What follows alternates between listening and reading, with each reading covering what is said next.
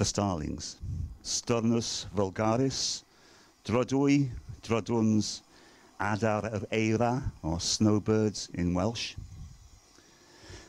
This isn't so much a presentation as a collection of ideas, observations, thoughts, and comments. Mostly mine, with a few I've stolen from others. And mostly images, I mean lots and lots and lots of images. A small selection of what I've made in the last 2 or 3 years.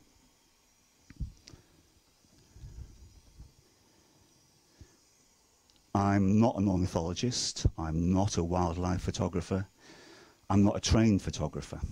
I got involved in photography via working in theatre as a lighting designer, hence all this. I'm drawn to the dramatic, the performative, the spectacle. This session is an attempt to bring to you some of the sensations that I experience. I walk the length of Aberystwyth promenade from Consti to the harbour at least once each day. To me, it is linear theatre. Things happen there, summer and winter, spring and autumn. I'm there in the sun, in the rain, in the mist, and in the storms, especially the storms.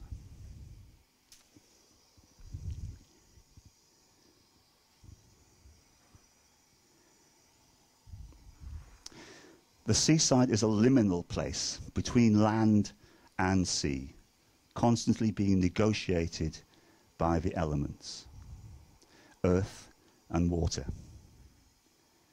The starlings add literally another dimension, air.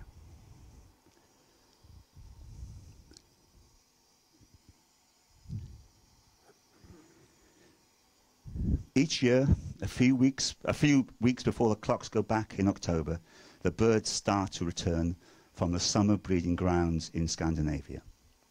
In small groups at first, but soon in large numbers. Each evening they fly in from their feeding grounds in the fields and the farms and the marshes around Aberystwyth. The farmers, by the way, hate these birds with a passion. They steal their grain intended for the livestock, and they shit in the water troughs.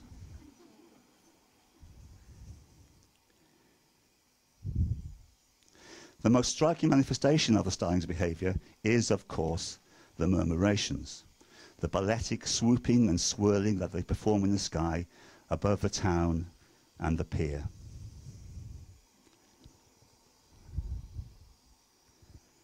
High in the sky at first, gradually coming lower and lower, sweeping in narrower and narrower arcs, until, at some invisible signal, they glide down to find a perch on the network of girders and beams.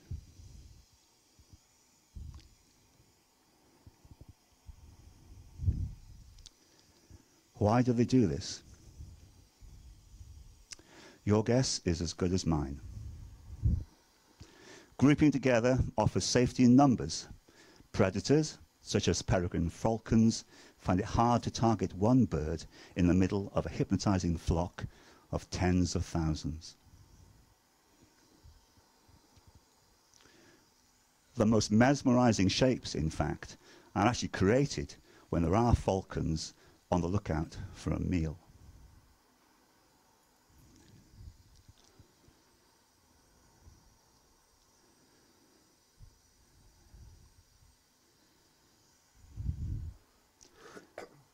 Mathematicians have attempted to model the way the starlings fly together. From what I understand of this research, the fluid shapes of the murmurations can be replicated if you set the algorithms to reproduce the behavior of each bird simply tracing the movement of its 5 or 6 nearest neighbours. Multiply these 1,000 times or more, and you get those marvellously organic patterns that look as though they are the product of a single controlling mind.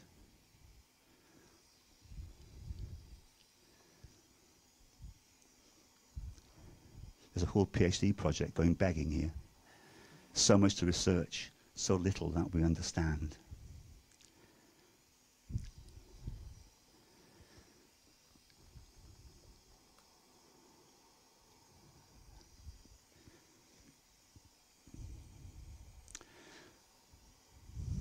The starlings don't do this aerial dance every night, though. Sometimes, for whatever reason, the first group of birds to return don't stay up in the air, but go down to roost straight away, like yesterday. If this happens and the subsequent flocks hear the birds underneath chirping, then they also go straight down. It's part of the attractions. You never know from one day to the next what you're going to see. Supreme variability.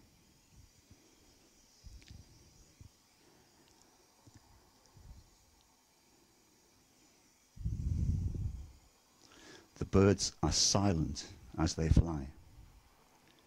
If you're lucky and are standing on the end of the pier or on the rocks below on a day of low tide, you will hear the muffled roar of the beating of their wings, like the sound of a distant waterfall.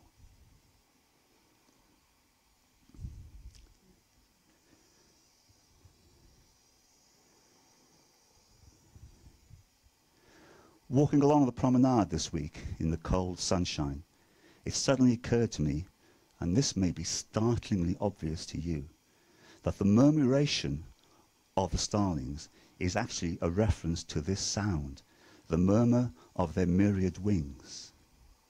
I hadn't thought about that until this week.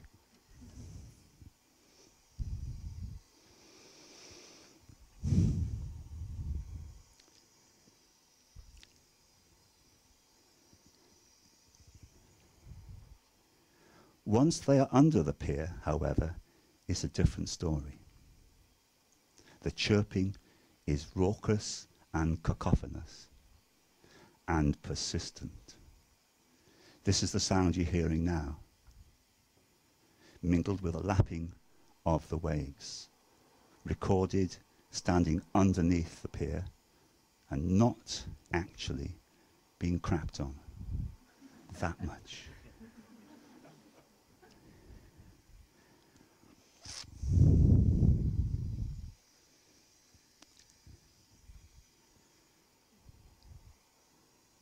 Under the pier, you get yet another dimension to the starling experience, the pungent smell. The accumulated layers of the guano of tens of thousands of birds in deep crusts on the rusty walkways.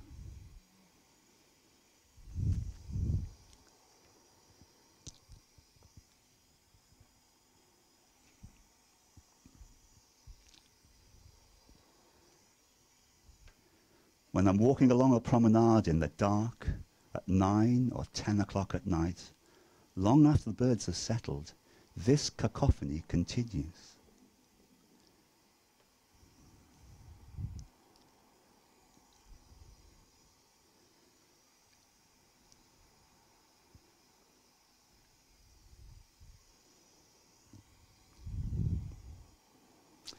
The sunset spectacle regularly draws crowds of hundreds, dedicated bird watchers in their camouflage coats and their telescopes, scores of photographers with their long lenses and tripods, families with children, passers-by, gawping, open-mouthed, enraptured and entranced by the sight.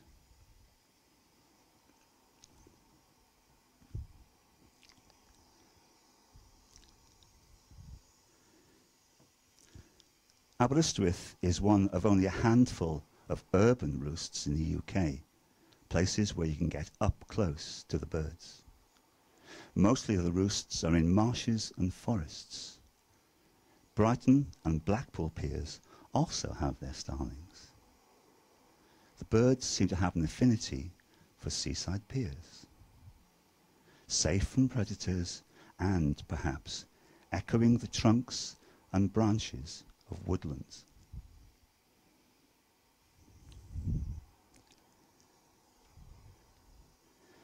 The pier roost gives me, as a photographer, a few more creative options. As well as the birds in the air, I have the chance of making images of them on the girders, silhouetted dramatically against the setting sun.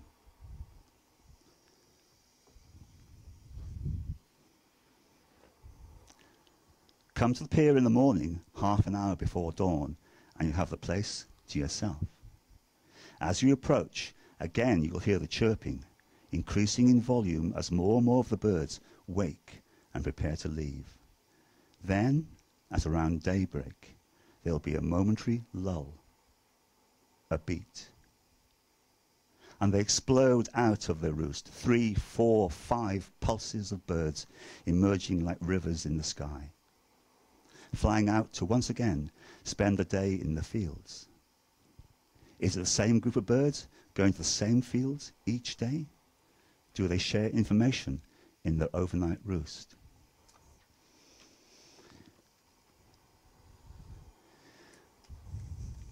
I've been photographing these birds for decades, but despite being born and brought up in this town, I have no memory of them being here when I was a child. I seem to recall in the 90s the then owners of the pier trying their best to prevent the birds from roosting there. They tried all sorts of stunts, loud noises, bright lights, all to no avail. More recently, part of the duties of one poor sap was to stand at the end of the pier as the birds came in wearing a bright high-vis jacket to try to stop them from landing and crapping on the deck and railings. Times have changed since the birds featured in the BBC's Autumn Watch programme and their countless appearances. Oh, we have another film. Sorry. I've got more time left than film. Can I just carry on reading my speech? Yeah, okay. Countless appearances on the national press, the owners have recognised that the birds are a feature to be encouraged and embraced. New plans for the renovation of the building even include a dedicated viewing platform. Starling roosts are not permanent, static things. They grow and evolve, expand and decline. Roosts that were active one year can be abandoned the next. Is the Aberystwyth in decline? Certainly the birds are under threat. Their numbers in the UK have fallen by over 80% in the last decade, as they face the challenges of habitat loss, increased use of farm chemicals, and climate change. They are on the RSPB's red list of critically endangered birds at most risk. Don't be lulled by the apparent abundance of them here in Aberystwyth. Even this roost is considerably smaller than it was 10 years ago. Probably fewer than half the number of birds now spend the winter here. The murmurations reach their peak in March as the weather gets warmer, food is more abundant, and the birds prepare to leave on their return migration to their summer breeding grounds in Western Russia and Scandinavia. Weeks of intense acrobatic display, and then, over a period of a few days, they're gone, leaving the pier to be reclaimed by the squawking, chip-stealing, brash seagulls. And then, in October, it all starts again. Thank you very much.